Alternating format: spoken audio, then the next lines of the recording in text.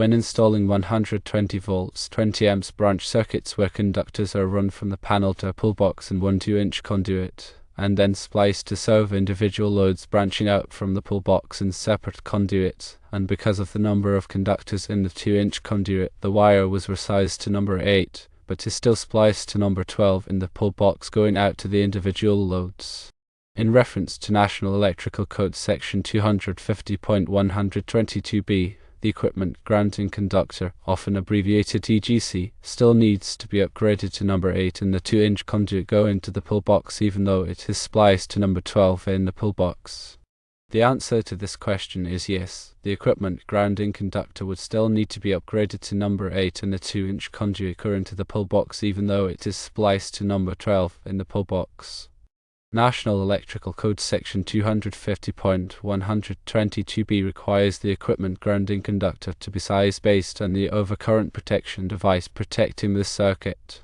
In this case, the circuit is protected by a 20 amps breaker, so the equipment grounding conductor must be sized for 20 amps. A number 8 copper conductor is rated for 35 amps, which meets the requirement. The fact that the equipment grounding conductor is spliced to number 12 conductors in the pull box does not change the requirement. The equipment grounding conductor must still be sized based on the overcurrent protection device protecting the circuit, even if it is spliced to smaller conductors downstream.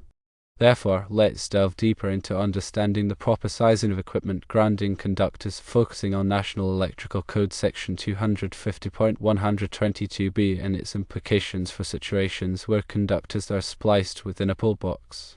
The equipment grounding conductor, or EGC, plays a vital role in electrical safety by providing a low impedance path for fault current to return to the source.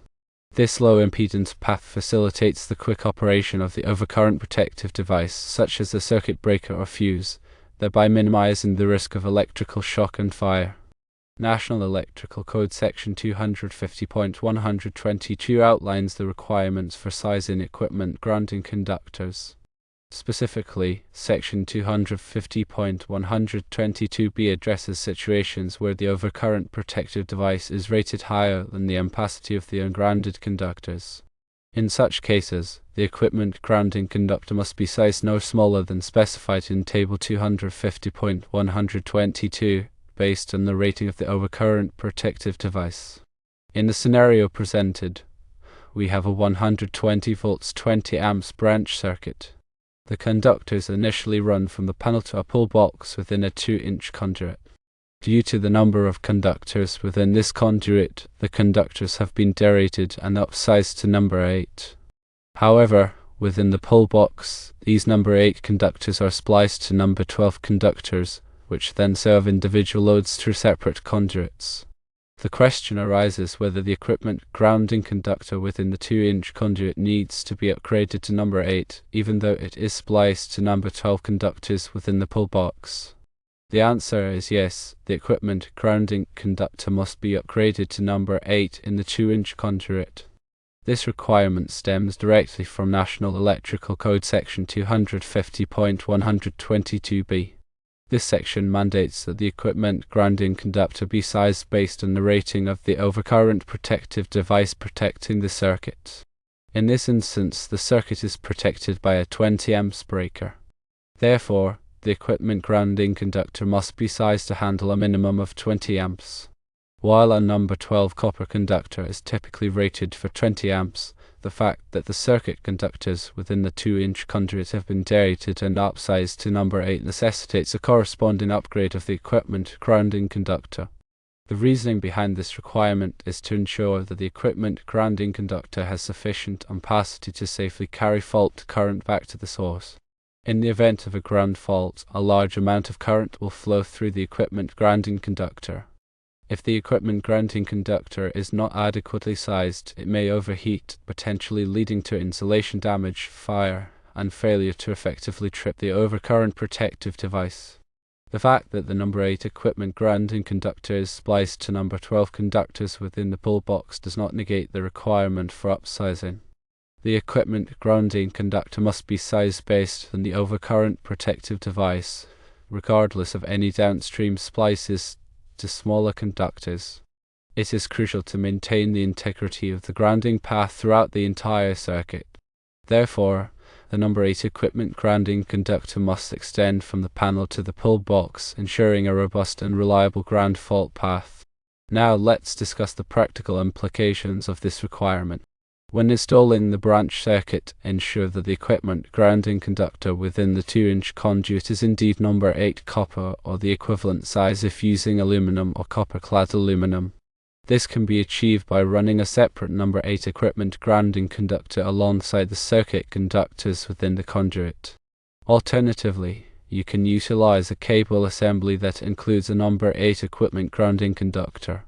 Within the pull box, make sure to properly splice the number 8 equipment grounding conductor to the number 12 equipment grounding conductors that serve the individual loads. Utilize appropriately sized connectors and ensure a secure and reliable connection. It is also important to consider the type of equipment grounding conductor being used. National Electrical Code Section 250.118 outlines the acceptable types of equipment grounding conductors. These include copper conductors, aluminum conductors, and copper-clad aluminum conductors. The equipment grounding conductor can be bare, covered, or insulated. However, if the equipment grounding conductor is insulated, it must have a continuous outer finish that is either green or green with one or more yellow stripes. This color coding helps to easily identify the equipment grounding conductor and prevents accidental misidentification. In addition to sizing and type, the installation of the equipment grounding conductor is also critical. National Electrical Code Section 250.130 outlines the requirements for connecting equipment grounding conductors.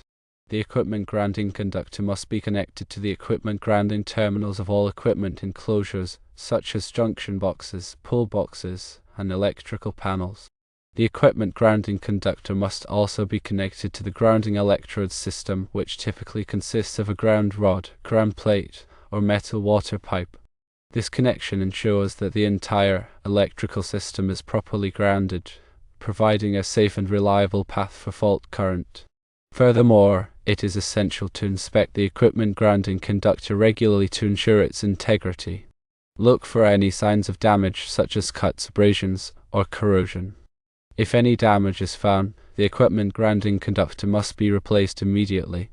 A compromised equipment grounding conductor can significantly increase the risk of electrical shock and fire. In summary, when installing 120 volts 20 amps branch circuits with conductors running from the panel to a pull box in a 2-inch conduit, and then spliced to number 12 conductors serving individual loads, the equipment grounding conductor within the 2-inch conduit must be upgraded to number 8.